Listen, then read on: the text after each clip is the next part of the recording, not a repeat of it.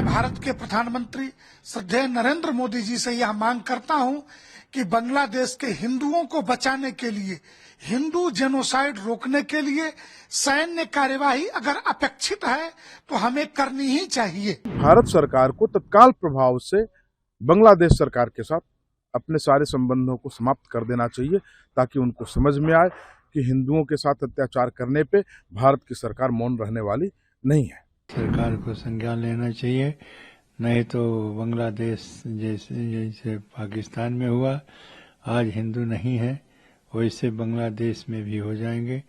धार्मिक नेता इस्कॉन के चिन्मय दास जी की गिरफ्तारी बेहद निंदनीय है।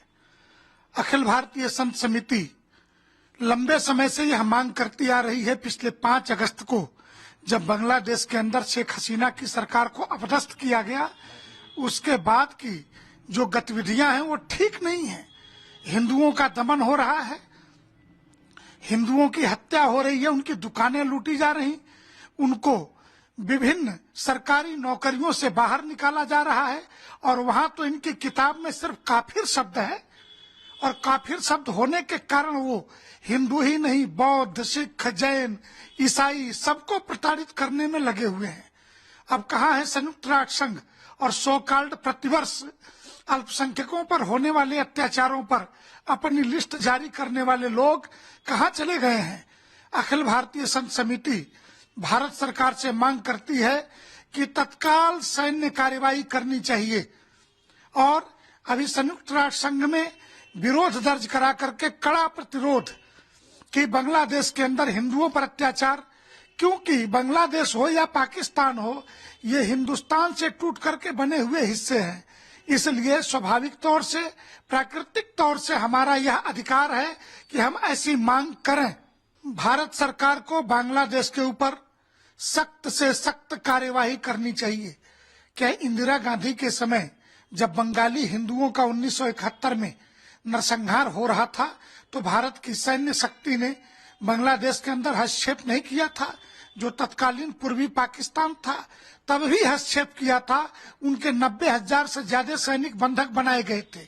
आज ऐसी परिस्थितियां आ गई हैं कि मैं भारत के प्रधानमंत्री श्रद्धेय नरेंद्र मोदी जी से यह मांग करता हूं कि बांग्लादेश के हिंदुओं को बचाने के लिए, हिंदू जेनोसाइड रोकने के लिए सैन्य कार्यवाही अगर अपेक्षित है तो हमें करनी ही चाहिए। आज इस संस्थान के, इस्कॉन के जो अध्यक्ष हैं बांग्लादेश के, आज वो आतंक गतिविधियों में संलिप्त माने जा रहे हैं वहाँ की गवर्नमेंट के अनुसार। आज से पूर्व जब ऑल वर्ल्ड में कोरोना महामारी फैली हुई थी, तो उसी इस्कॉन टेम्पल ने बांग्लादेश के अंदर महीनों तक लाखों लोगों को भोजन देने का, दवा देने का कार्य किया था। तब वो आतंकवादी गतिविधियों में नहीं थे, लेकिन आज वो सरकार बदलते ही आतंकवादी गतिविधियों में आ गए।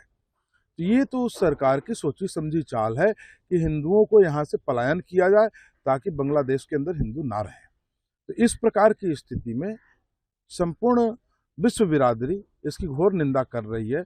अभी जो है हमारे अमेरिका में जो चुनाव हुआ, डोनाल्ड ट्रंप ने भी इसकी घोर निंदा की कि बांग्लादेश के अंदर हिंदुओं के ऊपर अत्याचार किया जा रहा है। तो जो सत्य है वो सत्य है, इसकी घोर निंदा की जानी चाहिए। और इससे संपूर्ण संत समुदाय बहुत आहत है, बहुत दुखी है कि इस प्रकार के कृत्य किए जा रहे हैं। हालांकि यह कोई नया कार्य नहीं है बांग्लादेश और पाकिस्तान का, ये पुराने कार्य हैं।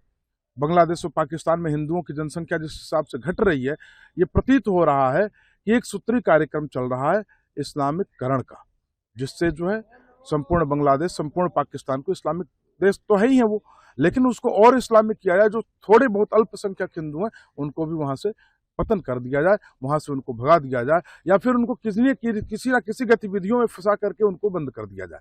क्या अपील करते हैं सरकार से? इसमें भारत सरकार को तत्काल प्रभाव से बांग्लादेश सरकार के साथ अपने सारे संबंधों को समाप्त कर देना चाहिए, ताकि उनको समझ में आए कि हिंदुओं के साथ अत्याचार करने पे भारत की सरकार मौन रहने वाली नहीं है।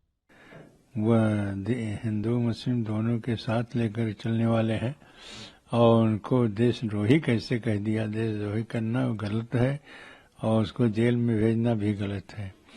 जितना भी काम बांग्लादेश ने हिंदुओं के ऊपर अन्याय कर रहा है, वो इसी से पता चलता है कि इसी सामान्य हिंदुओं का क्या दशा होगी यह बांग्लादेश में। इसी से पता चलता है कि एक इसका व्यक्ति जो हिंदू मुसलमान दोनों के साथ जोड़ करके और शांति करने का प्रयास करता है, उसे देशद्रोही कहते हैं। और देशद्रोही करके और जो जिस तरह से उसे जेल में बंद किया गया है वो बहुत ही गलत है, और जमानत भी खारिज कर दिया।